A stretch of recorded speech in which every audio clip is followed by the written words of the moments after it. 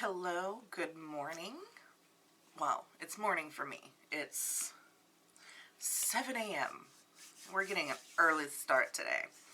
And the reason we're getting an early start today is, one, I have a lot of things to do today. Two, I have a lot of things to film today. And three, I was inspired by a couple other YouTubers to start trying to do something new on my channel. So I've seen, I want to say, Bailey Sartain do this.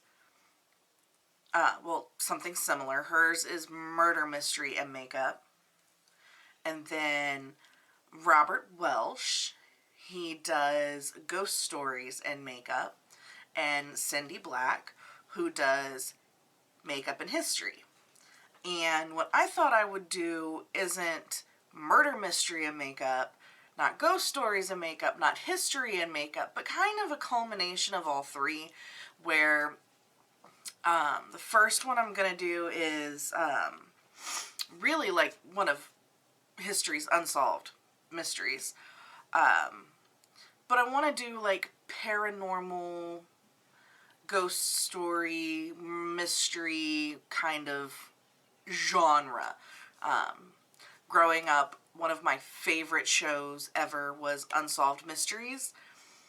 And that's kind of the vibe I want to go for, is that unsolved mystery vibe.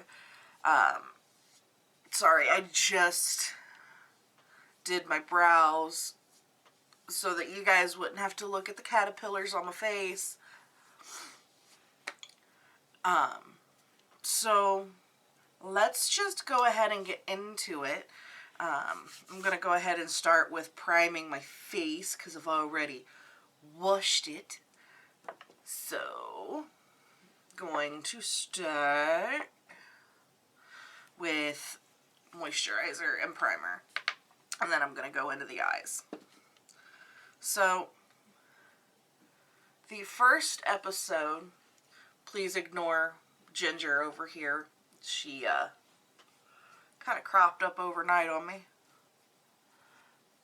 The first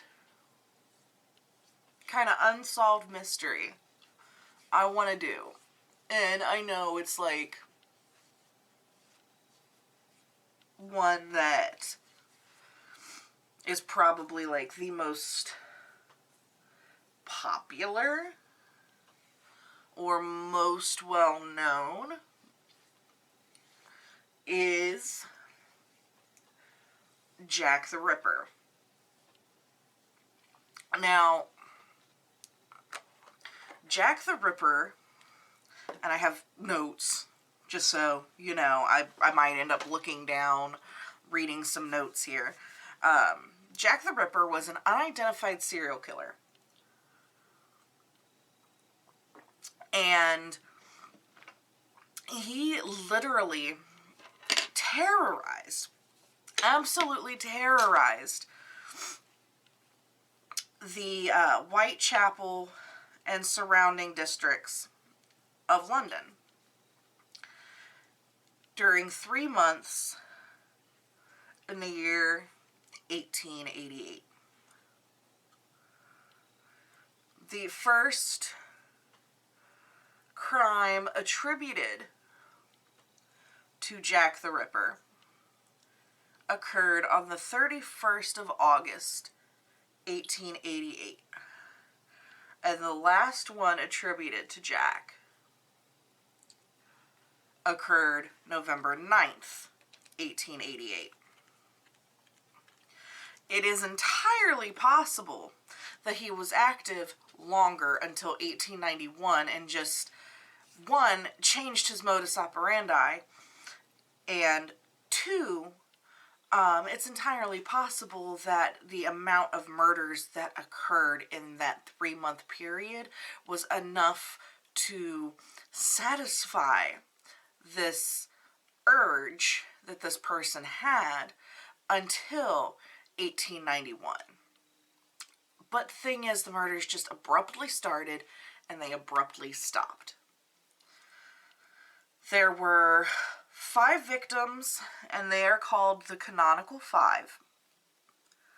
And then there were also total over 11 victims, but only 5 were definitively linked to Jack. In the criminal case files, he was not known as Jack the Ripper. No. They did not call him that. They called him the Whitechapel murderer and the leather apron. The name Jack the Ripper actually came from a letter that was sent to the lead newspaper that was covering the events at the time. Now, the thing with it is, to this day, that letter is greatly considered to be a hoax. However, that letter is where we get the name Jack the Ripper. But it is widely believed that it was written by journalists to increase the public interest in the case, and to increase sales of their paper. So I'm just going to start with the first murder in the area, and that was Emma Elizabeth Smith. Now, Emma is not one of the Canonical Five, and it's actually due to her own witness statement to the police. Because though, yes, she did pass away, she was attacked, according to her statement, by 2 to 3 men.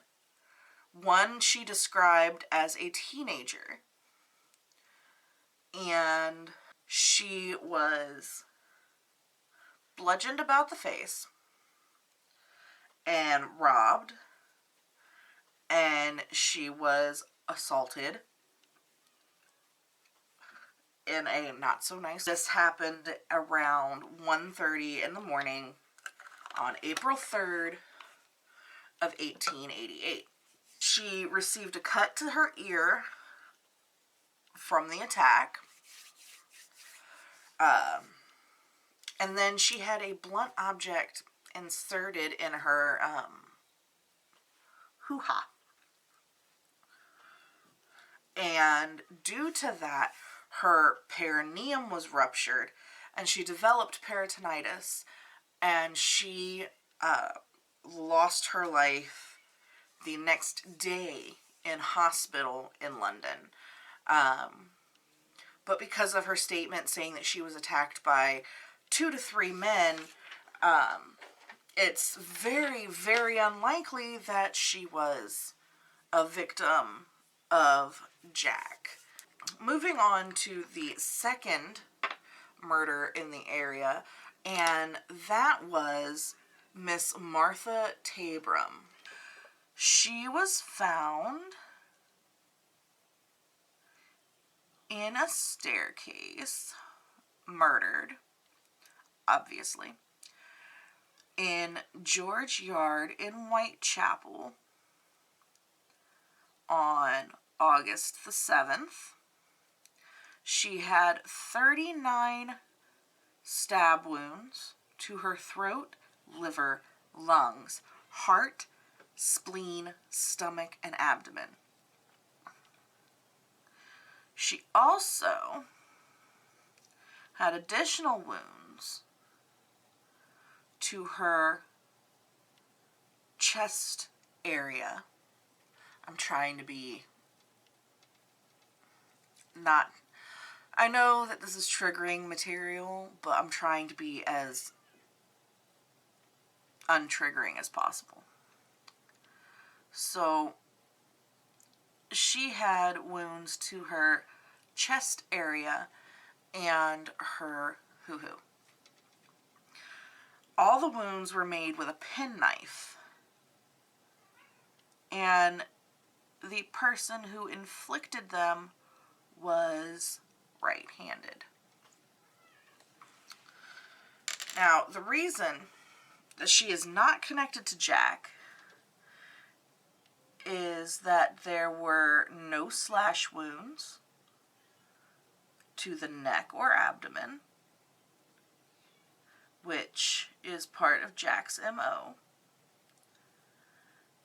She was not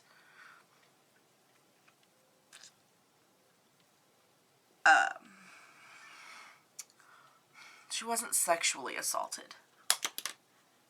Ooh, triggering myself.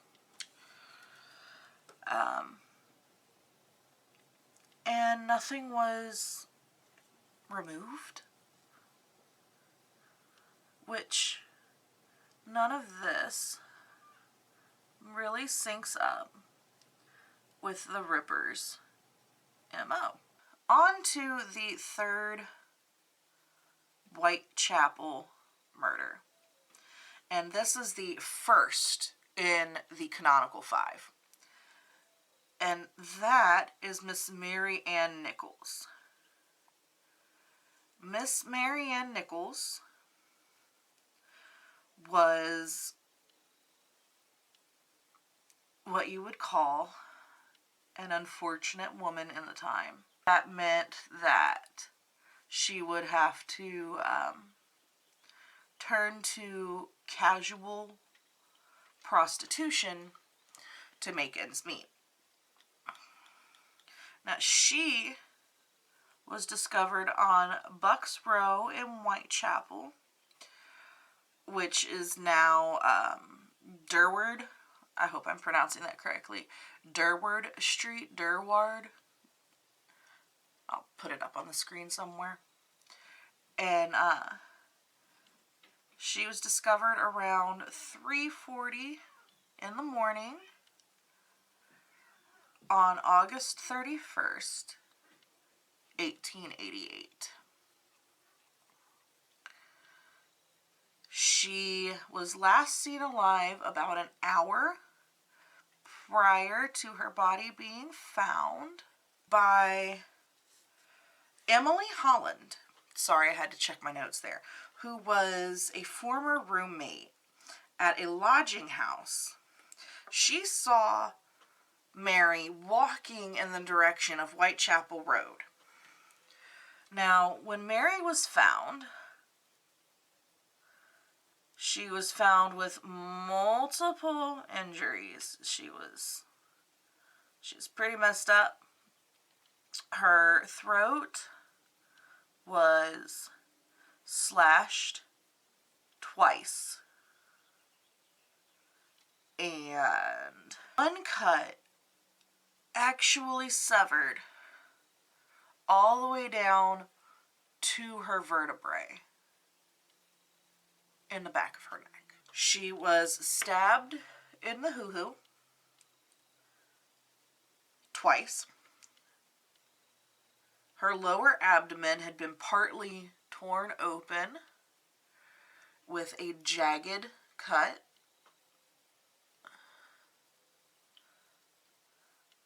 And that caused her bowels to protrude. You guys, I'm trying so hard not to say anything that would get my video struck by YouTube, but I think I might just have to take the strike because, like, there's no way to be, like, you know? So, anyway, several other cuts were inflicted on both sides of her abdomen. They were all caused by the same knife, and they were all made in a downward thrusting manner, like a downward thrust.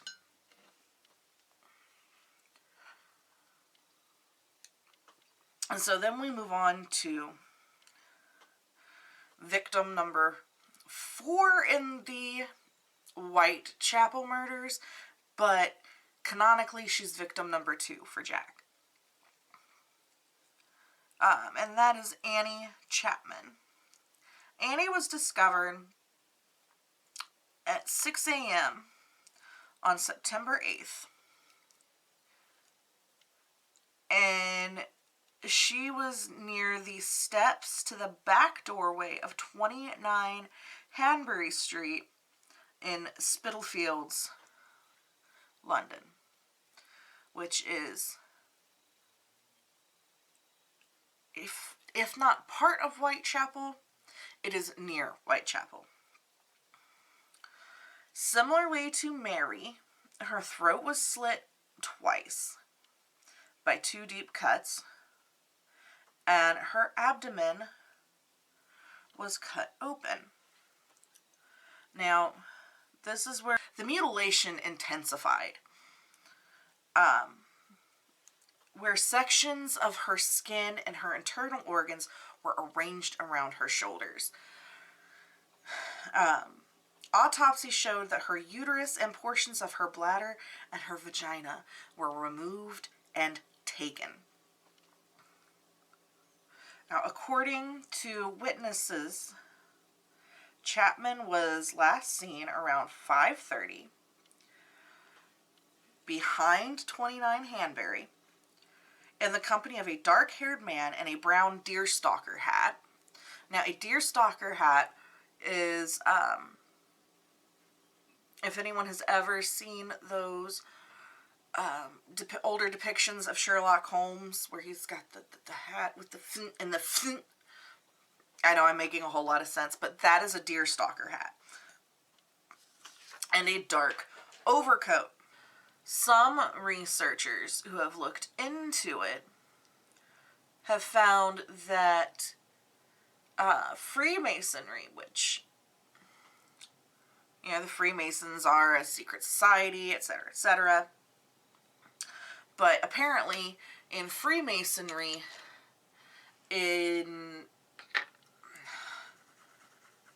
there is some ritualistic kind of stuff.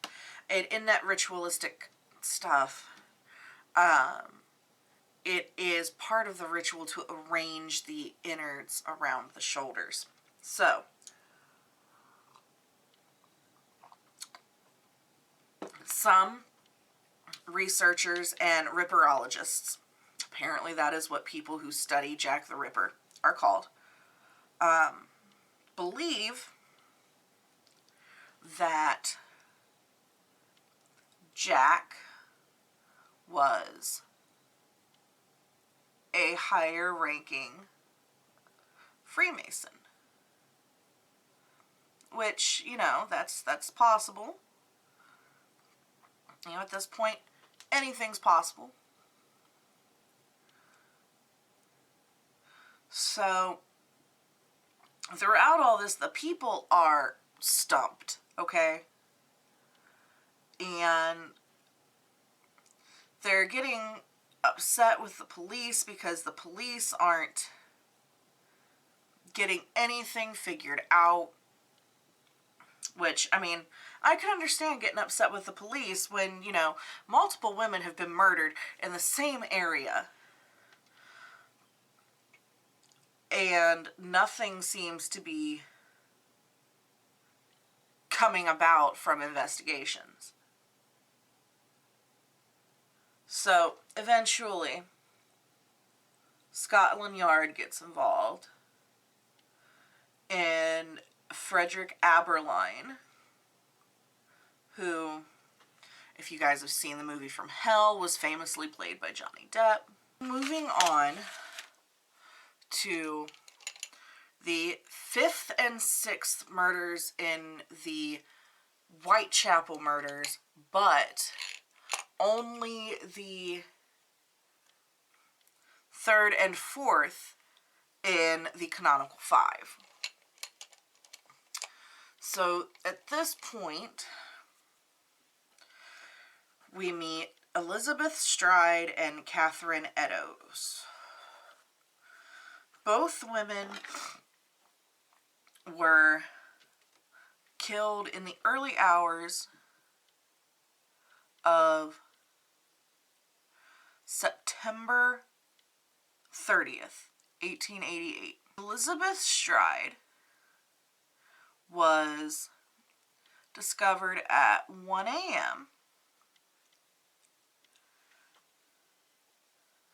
in Dutfield's yard off of Burner Street, which is now Enrique Street in Whitechapel. And again, I hope I'm saying these right. I am not British. I do not claim to be.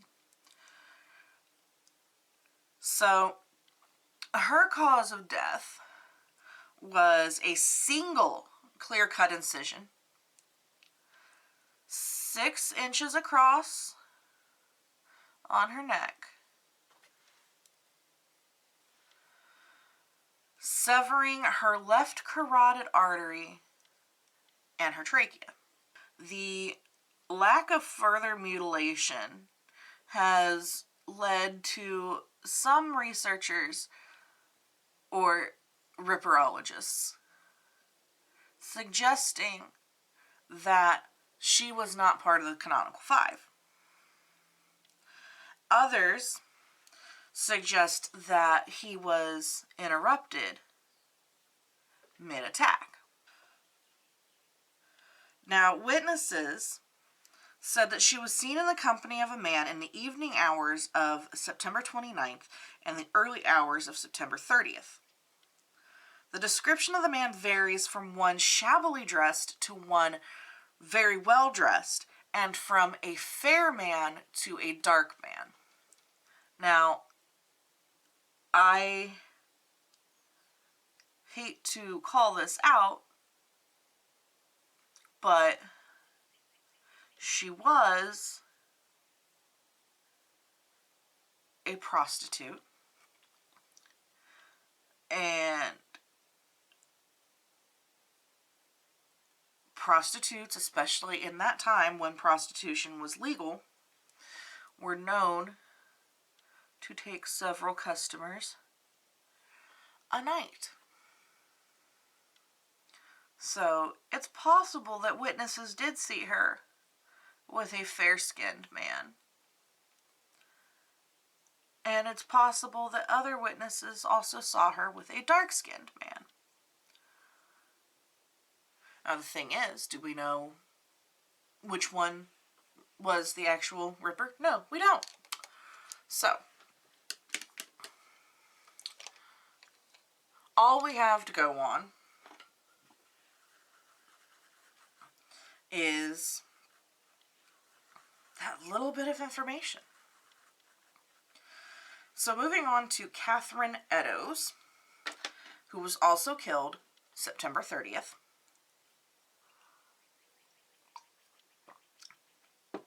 Catherine was found in Meter Square in London 45 minutes after Elizabeth Stride.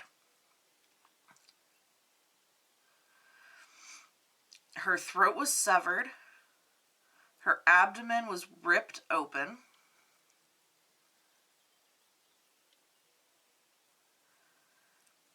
There was a long, jagged cut in the abdomen, like with Mary. No, not Mary. Mary Ann Nichols is the one that had the jagged cut. Sorry. But there was a long, jagged cut in the abdomen, like with Mary. And her intestines were arranged over her right shoulder. Her left kidney had been removed, and a majority of her uterus, and they were taken. And her face had been disfigured, which is more intensifying of the crime. Like, this guy, it seems like he's getting more and more angry. A local cigarette salesman passing through the square shortly before the murder stated that he saw a woman with a shabbily dressed, fair-haired man. However, the companions that were with him could not confirm his description of the man. Nor could it be confirmed that the woman that he saw was Catherine Eddowes. A section of Eddowes' apron, bloody apron, mind you, was found at the entrance of a tenement building. A tenement building is, it's like apartment building where all one floor is like one apartment.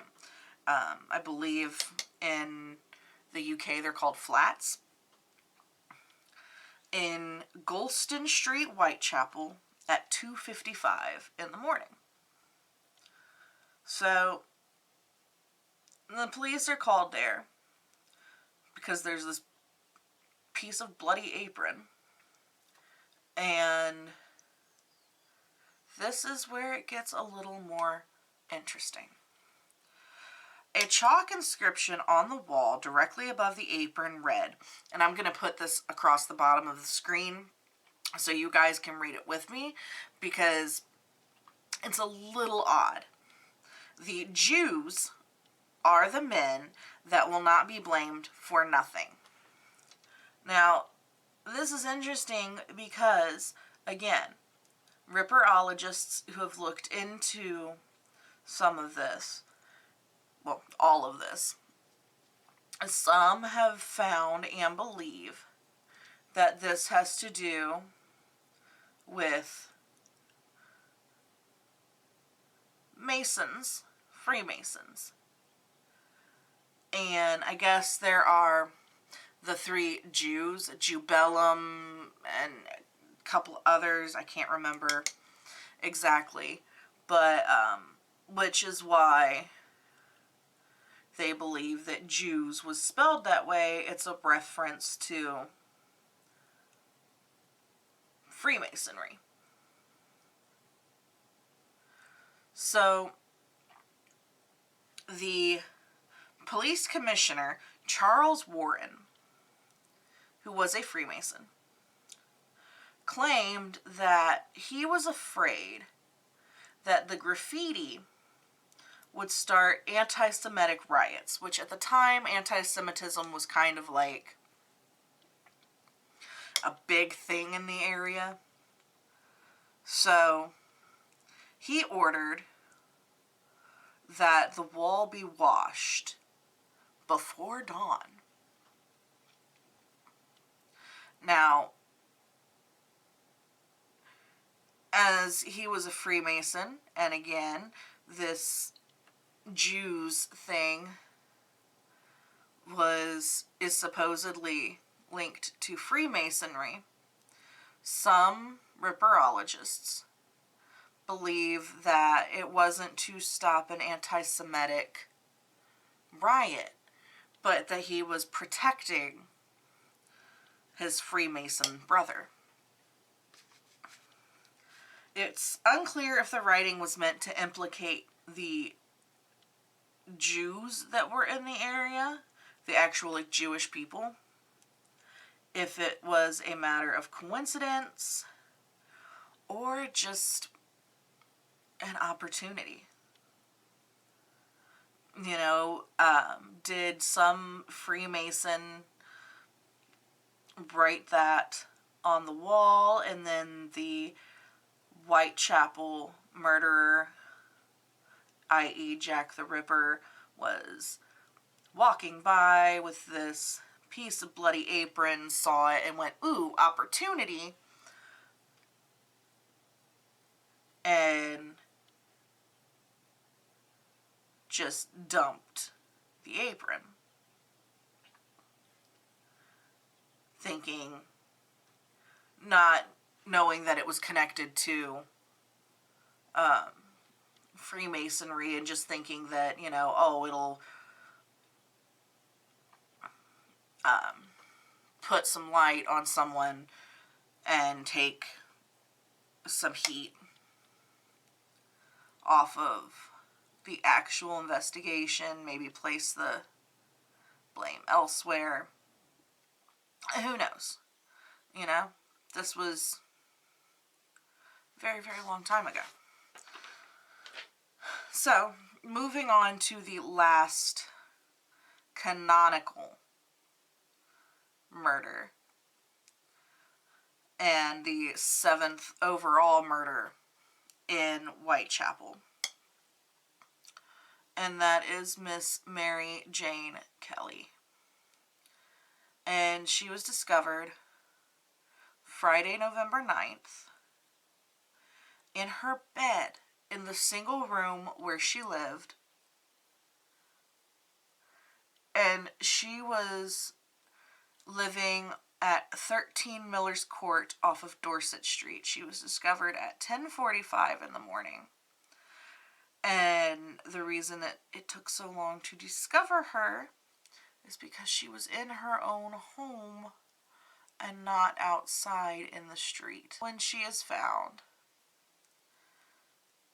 is mutilated beyond recognition. This is the most intense mutilation that the killer has committed to date. We're talking so bad that if it wasn't for the fact that she was found in her residence, they probably would not have been, they wouldn't have been able to identify who she was. Because there was no, like, dental records and DNA and stuff like that at the time. So, when she is found, she is disemboweled. Her face, again, mutilated beyond all recognition. Her throat was severed to the spine. Her abdomen was emptied of nearly all of the organs. Her uterus, kidneys, and one breast were placed beneath her head, and other viscera had been placed beside her foot and about the bed. Sections of her thighs and abdomen were on a bedside table, and her heart was completely missing from the scene. And she is the last canonical victim.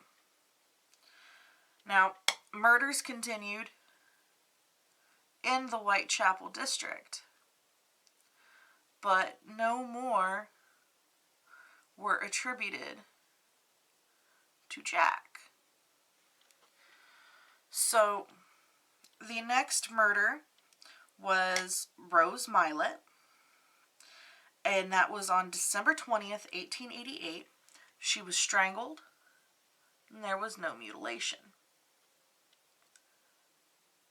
And then Alice Mackenzie, July 17th, 1889. She was stabbed twice in the neck. Her carotid artery was severed. There was minor bruising and cuts to the body, no sexual mutilation. Some people thought it was the Ripper. Some people thought it was a copycat. Some people thought that, it was definitely the Ripper and he was just interrupted mid-act. And then there was the Pinchin Street torso. It was discovered September 10th, 1889, headless and legless. Bruises indicated extensive assault before death. Mutilation was present, but not to the sexual organs. So, Jack had never gone so far as to dismember a body. So, between the fact that this would be severe escalation and all that, there was no mutilation to the sexual organs, which is kind of like Jack's calling card. So nobody really puts that on Jack.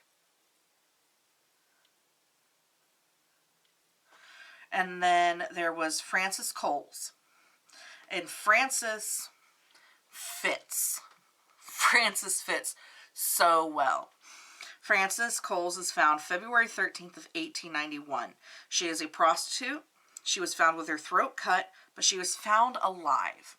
And it is believed that the person that found her actually disrupted the killer, and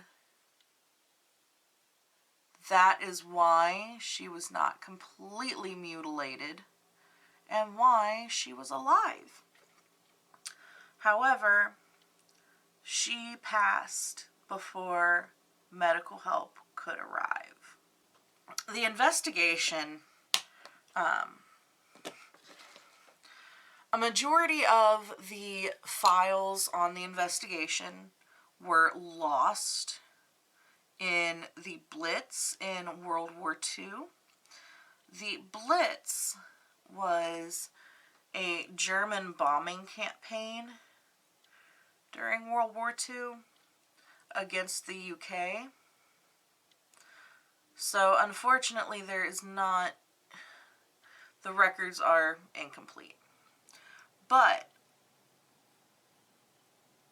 from the surviving files, we know that police did conduct door-to-door inquiries in Whitechapel. And that forensic material was collected, it was examined. Suspects were identified. And they were either closely examined or they were completely eliminated as suspects. There were over 2,000 people interviewed, upwards of 300 investigated, and 80 were detained.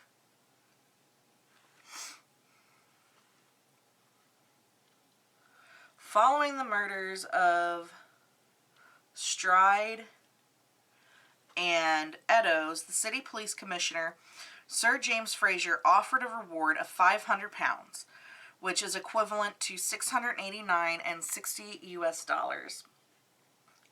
And now this was in 1888. The value of that reward today would be roughly $2,768.57. Butchers, slaughterers, surgeons, and physicians were suspected due to the manner of the mutilations. In September 1888, the citizens formed the Whitechapel Vigilance Committee due to the dissatisfaction with the police to catch the killer and due to concern that the crimes were affecting businesses in the area. I mean, obviously, people are dying, business is going to drop. The committee petitioned the government to offer a reward prior to the government doing so, earlier in September. The Whitechapel Vigilance Committee then offered their own £50 reward for any information leading to an arrest in the Ripper case. Now, as this is a mystery that is still being talked about today, obviously, they did not catch the Ripper.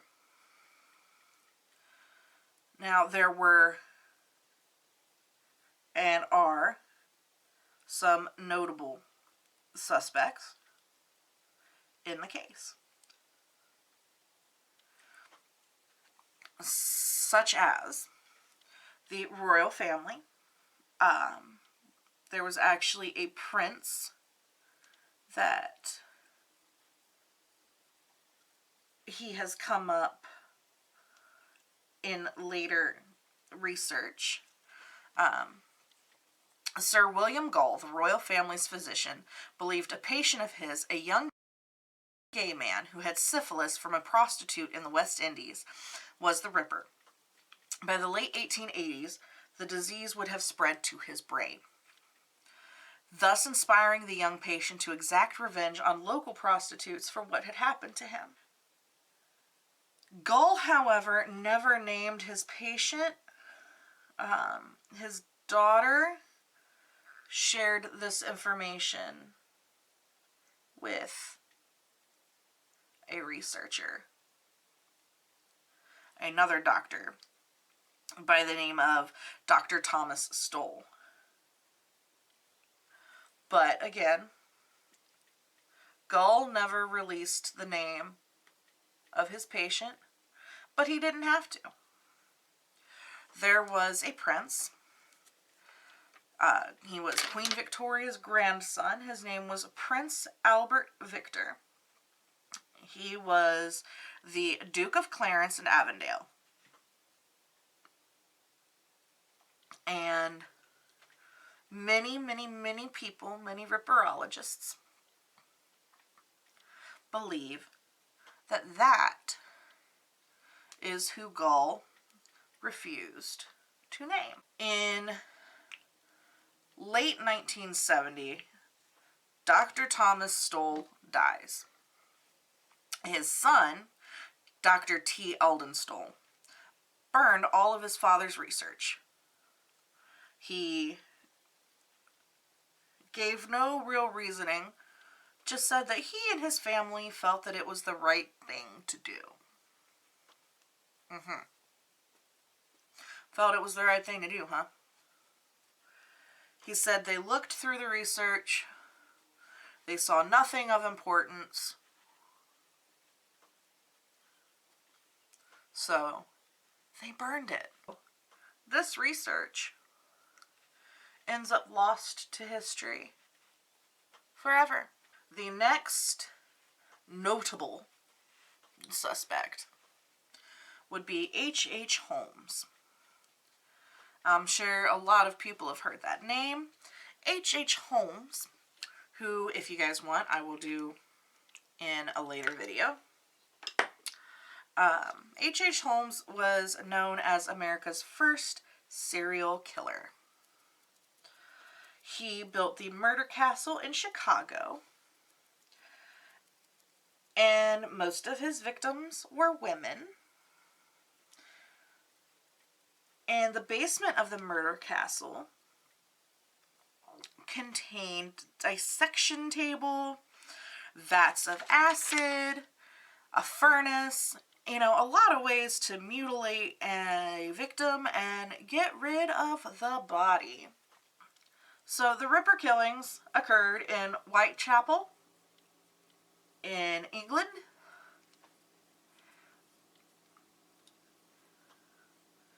and ended quite abruptly with Miss Mary Kelly, November the 9th, 1888.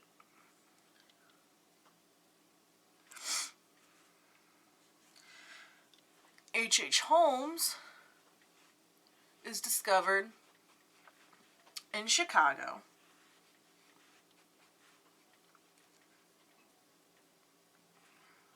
in 1893. Both the Ripper and Holmes had apparent medical knowledge. Holmes was tried and hanged in the murders of 27, but it is believed his victims could number as many as 200 plus. A passenger by the name of H.H. Holmes traveled from the UK to the U.S. in early 1889. H.H. Holmes began his serial spree in the U.S. in late 1889. So, another thing to look at is a police sketch artist took witness statements that were still on file, the ones that weren't destroyed, and used those to create a composite sketch. That composite sketch looks an awful lot like H.H. Holmes. And one of the letters that was sent to police, called the Dear Boss letter,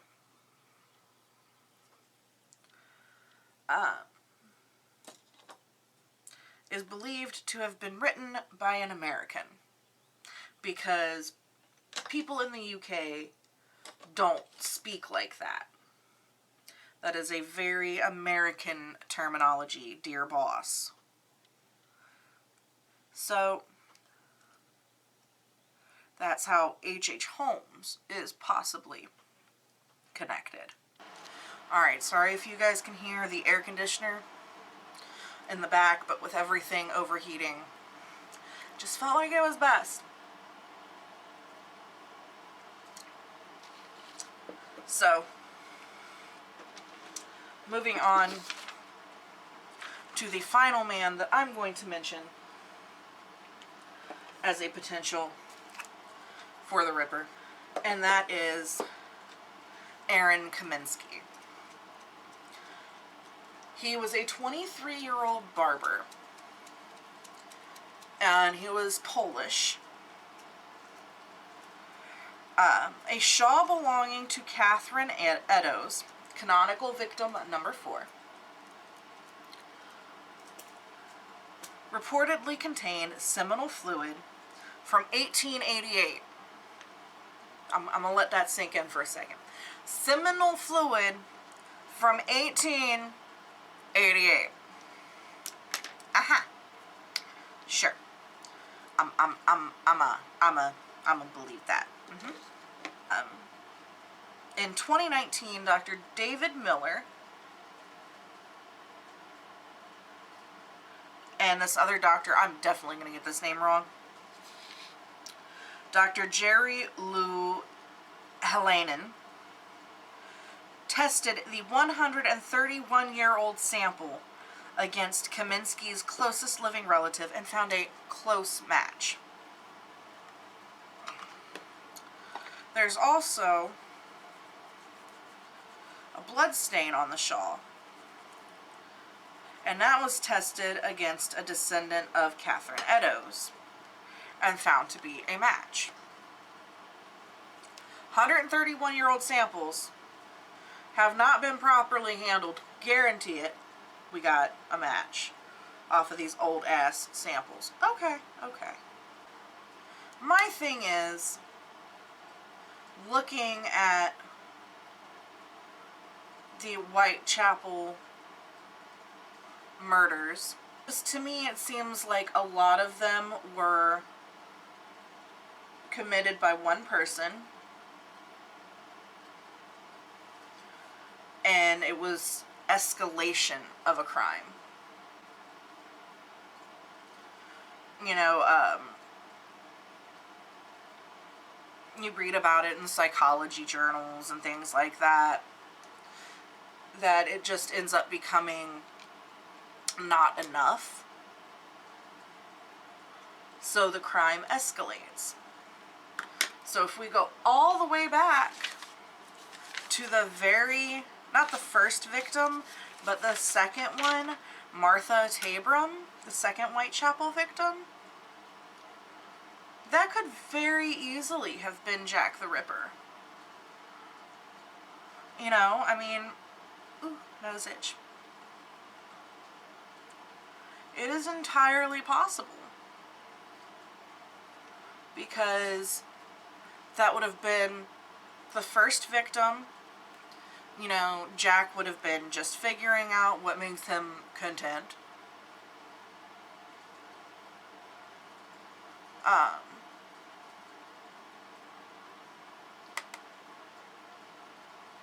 And then, you know, moving on to the next victim, Mary Nichols, you know, maybe what made him happy with Miss Martha Tabram wasn't enough when he got to Miss Nichols, and therefore it escalated, and then continuing on and on until in 1889 and 1891, when he is out committing crimes or his murders,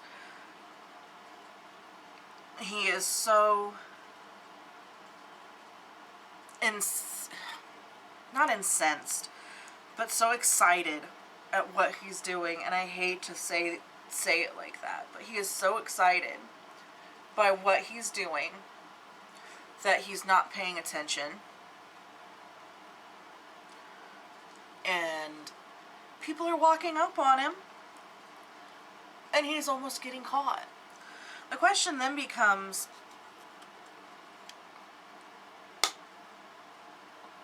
why did it all just suddenly stop? You know, what happened where everything just stopped? You know, murderers don't just stop having the urge to murder people. That's not how that works. Just a second, I'm going to put on liner lashes mascara. Be right back. So anyway, personally, with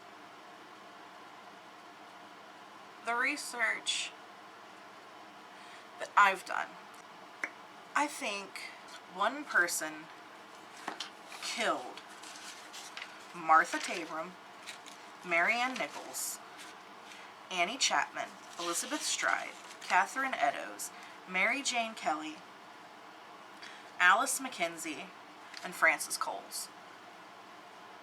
And I think that after Frances Coles,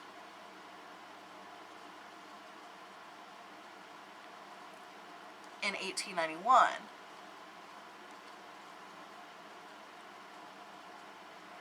the murderer either died or left the area. I don't think it was H.H. Holmes. I don't think it was the Prince. I do think it was a Mason. And I think that the police commissioner knew it was a Mason based on the chalk graffiti at the scene of Annie Chapman's murder. Which I think is why he ordered that the graffiti be cleaned up before dawn. Because he didn't want one of his brothers, one of his fellow Masons, to be caught and labeled a murderer. So that was our first episode of Mysteries and Makeup. If you guys liked it, give it a thumbs up. If you haven't already, please subscribe. I do all sorts of videos on my channel. My uploads aren't always the most consistent, but I'm trying to be better. That's why I'm trying to film multiple videos in one day. That way I can try to get out more content. So, with that being said, somewhere around here, they're suggesting videos for you to watch that would probably be up your alley, and then somewhere around here is a playlist. Feel free to have a marathon, like and share my video.